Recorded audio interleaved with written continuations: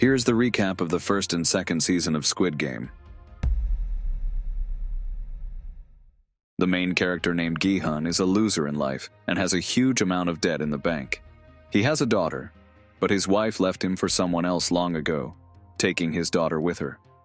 He himself lives poorly with his mom and spends all his savings on betting. At some point, Gi-hun finally wins a rather large sum of money, but a thief steals from him, and the local gangsters demand to return the money he owes them too. Returning home, Gi-hun meets a well-dressed man on the subway who offers to play a children's game with him. The man gives Gi-hun 100,000 won for each win, but for each loss he gets a slap on the wrist. Thus, Gi-hun gets slapped in the face many times, but still wins a few times. After that, the man offers him to play another game and gives him a business card with a phone number written on it. After calling it, Gi-hun agrees to take part in some game, and a car comes to pick him up, in which he is put to sleep. When Gi-hun wakes up in a huge room, he discovers that there are 456 people participating in the game, and meets an old man, Il-nam No. 1, who has brain cancer. He also gets into a fight between players Deok-soo, who is some kind of gangster, and Byok, the thief who stole money from Gi-hun earlier. They are interrupted by masked men in red jumpsuits who tell them about the upcoming competition. They have 6 games to complete, and after each game they will be awarded a certain amount of money, which will eventually be measured in billions of won. All participants are given a chance to leave now, and since no one has left, they announce the rules of the game, of which there are only 3. From that point on, a player cannot opt out of the game. By refusing, the player is eliminated. And by majority decision, games can be stopped at any time. Also, let me tell you about the hierarchy of these people in masks. The most important is the man in black. He is the leader. Further square masks, these are the supervisors and only they are supposed to talk. Triangular, roughly speaking, guards and punishers. And the round ones are the attendants. They are all forbidden to show each other's faces, and in case of violation of this rule, they will be immediately executed. The participants go to the first challenge where they have to play a child's game. Roughly speaking, while the puppet at the end of the hall turns away and sings "People Can Move," when it turns around everyone must freeze. Whoever gets to the puppet in the allotted time goes through. What the participants don't realize is that elimination in this game means immediate death. People start to panic, and more than half of them die in an instant. During the challenge, Gi-hun meets his former classmate Sang-woo, who tells him the strategy to win. And also Gi-hun is saved at the crucial moment by a guy named Ali. The surviving contestants return to the living room, where they are told that for each contestant who dies, 100 million won will fall into the pool. That means the winner will end up with 45 billion won. Most of the contestants want to leave the competition due to fear of death, and after the vote, everyone is released. However, the organizers inform them that they will hold another vote the next day, and if they want to come back, the game will continue. Back to their miserable lives, the people realize that they most likely missed their only chance to get their lives together and vote to return to the game.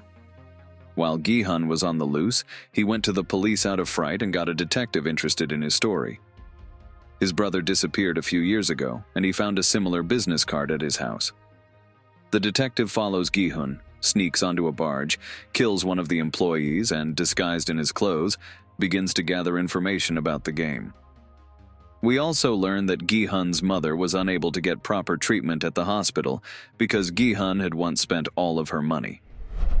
The contestants return to the dormitory, where we are introduced to another annoying woman named Min-yo, who soon starts hitting on gangster Deok-soo and teams up with him. Gi-hun also teams up with his savior from the first game named Ali, an old man named Il-nam, a thief named Se-byok, and his old friend Sang-woo. Sang-woo guesses what the next game will be but doesn't tell his friends about it. The new competition is to carefully cut out a shape on a caramel plate with a needle. Some have more luck with the figure, some less, but if they fail, the person is killed. Of course, a large number of players die, but all the main characters manage to pass the test. Gi-hun passes it as he figures out that it is possible to lick the plate from the other side. The surviving contestants return to the living room, and the organizers hint that they are not forbidden to kill each other outside the trials, thus increasing the prize money. During the night, a mass brawl breaks out. A large number of people are killed, and after old Il-nam asks for the violence to stop, the guards enter the living room and tell them that it's time for a new challenge. Also, I would like to point out that Deoksu creates a gang, and they are joined by a player who knows what the next challenge will be. More on that later. The participants are asked to form teams of 10, but they are not told for what purpose.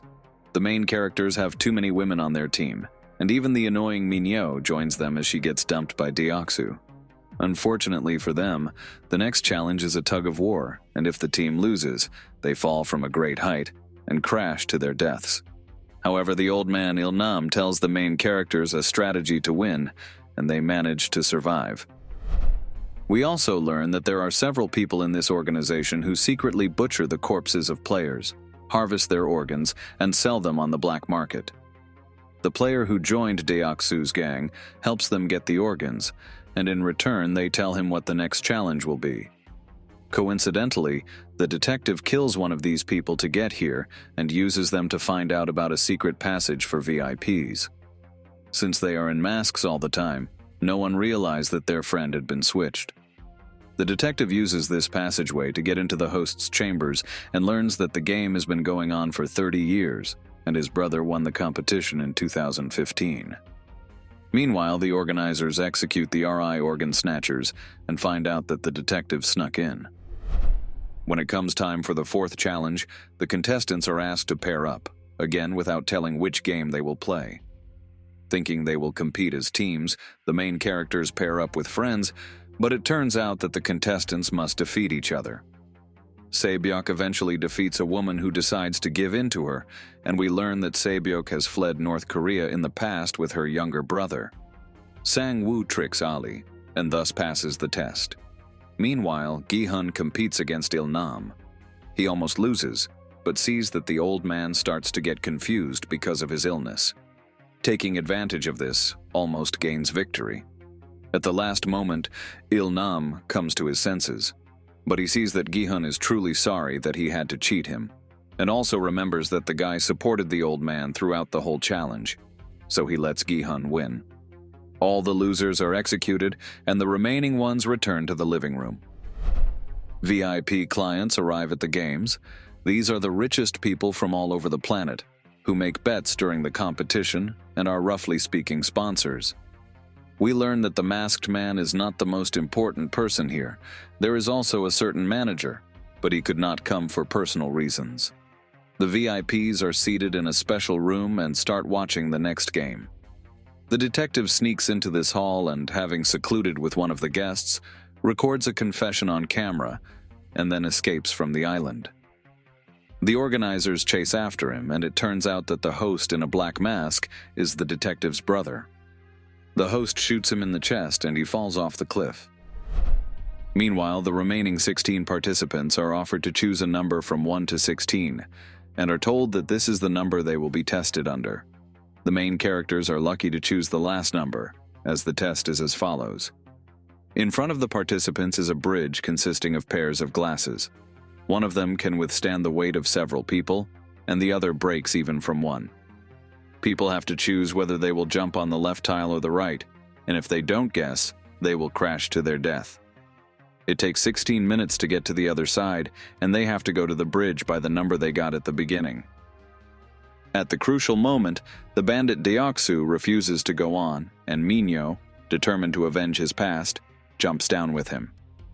In the end, Gi-hun, Sang-woo, and Sae-byuk make it to the end. Back in the living room, the main characters are set a fancy table and leave their knives behind while taking away the dishes. Sae-byuk is injured in the previous game by a shard of glass and asks Gi-hun to take care of her younger brother if he wins. During the night, Sang-woo kills a woman, and Gi-hun wants revenge, but they are stopped by the guards. The last challenge begins, where two former friends have to play a children's game called Squid Game. Its rules are not important as the main characters just start beating and stabbing each other with knives.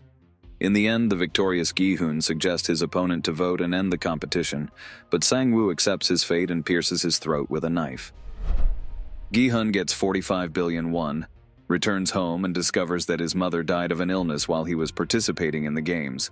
All of this breaks Gi-hun, and he spends a year doing obscure things without spending the money he won. At some point, he is invited to an empty skyscraper, where he finds an old man, Il-nam, chained to a bed. It turns out that he is that manager, who for personal reasons did not meet the VIP guests. He was tired of watching the games, and to feel something in this life he began to participate in them. Gi-hun wants to kill the old man, but Il-nam suddenly dies himself. After a while, the main character takes Se-byuk's brother out of the orphanage, puts him in the care of Sang-woo's mother, and gives them a huge bag of money. At first, we are shown that Gi-hun wants to leave the country, but in the last frames of the episode we see that he decides to return to the game. This is the end of the first season. Let's pause for a moment. Here you can like this video, subscribe to my channel, and write some comments. Thanks. Gi-hun decides to stay in Seoul to stop this game once and for all, but the organizers are not easy to find. So he spends the money he won to hire local bandits to help him, and the leader of these bandits named Kim almost believes the main character, as for the last few years, quite a few people who owed him money have disappeared without a trace. Gi-hun has just one clue: the same man who recruited him on the subway playing a child's game with him. The mercenaries have been on duty at the stations for 2 years looking for this man, and it seems all in vain. One day, however, Kim and his right-hand man Woo-seok find the recruiter. They follow him, but the man detects the surveillance and knocks them both out. The men wake up bound and gagged. The recruiter makes them play rock, paper, scissors, and the one who loses participates in Russian roulette as well. However, Kim sacrifices himself to save his subordinate Woo-seok. The recruiter learns about the location of Gi-hun's secret base and comes to him. There, the main characters play Russian roulette again and argue about whether their principles are true or not. In the end, Gi-hun wins and finds in the recruiter's pocket an invitation card with an address specially for him. Let's go back in time a little bit. The same detective named Jun-ho who was shot by the manager survives. Turns out he was picked up in the water by a sailor and taken to the hospital. The man has no intention of letting it go. He is transferred to the usual patrolman and in parallel with the sailor for 2 years, combing all the nearby islands, which are more than 200, but all to no avail. One day he notices Gi-hun, and remembering him, realizes that he survived the games. Jun-ho follows his trail and finds the main character's base. He infiltrates there, where he discovers Gi-hun and a dead recruiter. There they also find a tied-up bandit named Woo-seok. Together they decide to find the organizers of the games, each for a different reason. The main characters assemble a team of ex-military men. Their goal is to find a manager and then get the sponsors. Without them, the games will not be held. Gi-hun inserts an artificial tooth with a beacon and goes to the meeting where he was invited. The other main characters follow him discreetly. However, the organizers knew about the surveillance, so Gi-hun finds himself without cover in the limousine of the manager. He realizes that there is no other way out and demands to be brought back into the game. To Gi-hun's surprise, he is not refused and is put to sleep for further transportation. Meanwhile, the rest of the main characters follow the beacon. They get on the boat of the same sailor and sail to a deserted island. But it turns out that the organizers found a tracking device and planted it to some fishermen to take the mercenaries away. Gi-hun wakes up in the familiar lounge and realizes that he has been assigned the same number, 456.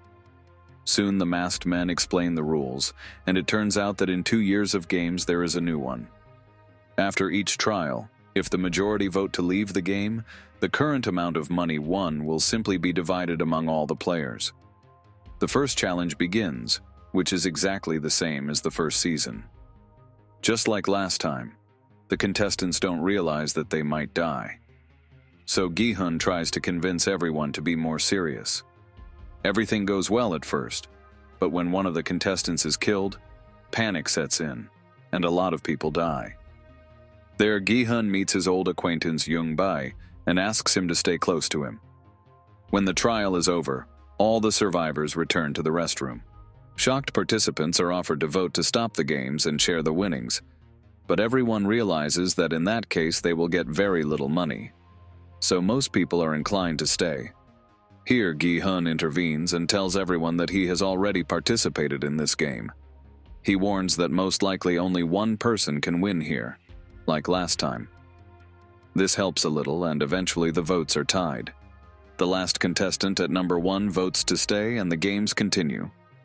In the meantime, we are shown that this contestant is the manager himself. He introduces himself as Young Il.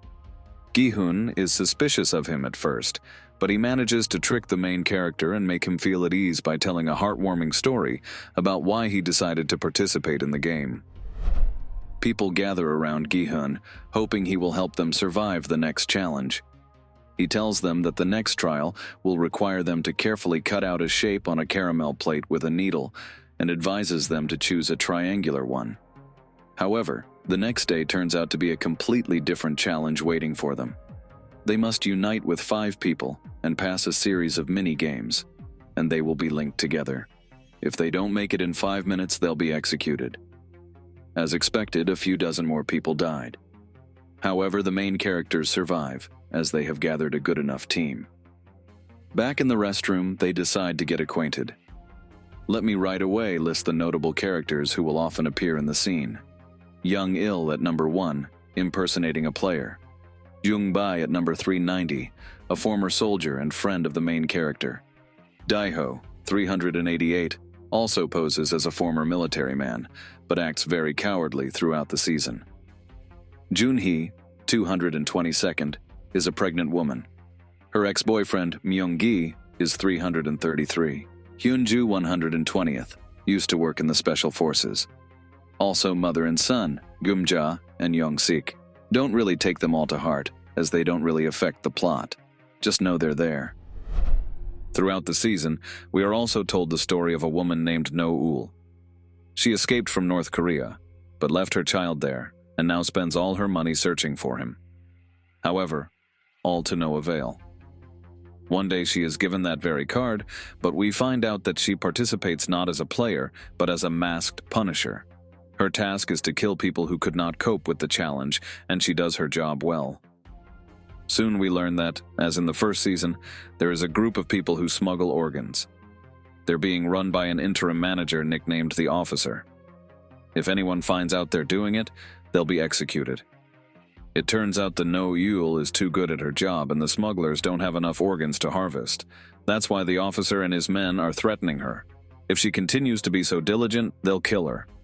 After which the woman stops executing people and leaves some to die. Also during the challenges, No-ul notices a man named Gyeong-seok, whom she had seen at the amusement park where she worked part-time. It turns out he's here because of his young daughter, who has cancer and needs money for treatment. No-ul feels his pain, but there's nothing she can do to help him. In the second season, this whole storyline goes nowhere. It will most likely be important in the next season of the series. At this time, Detective Jun-ho and the bandit Woo-seok continue to search for Gi-hun after his disappearance. They equip 2 boats and set out to find the island. At first, the men think they have found it, but it turns out to be a trap of the organizers of the games, and several mercenaries fall into it.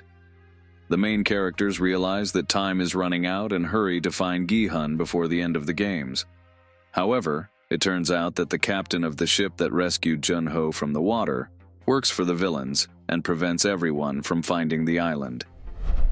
The organizers of the games again give the participants a vote, but they again choose to stay, as the prize fund is too small and there are too many people to divide the winnings between. The next day, another game is played. All participants stand on the center rotating platform. When it stops, a number is announced.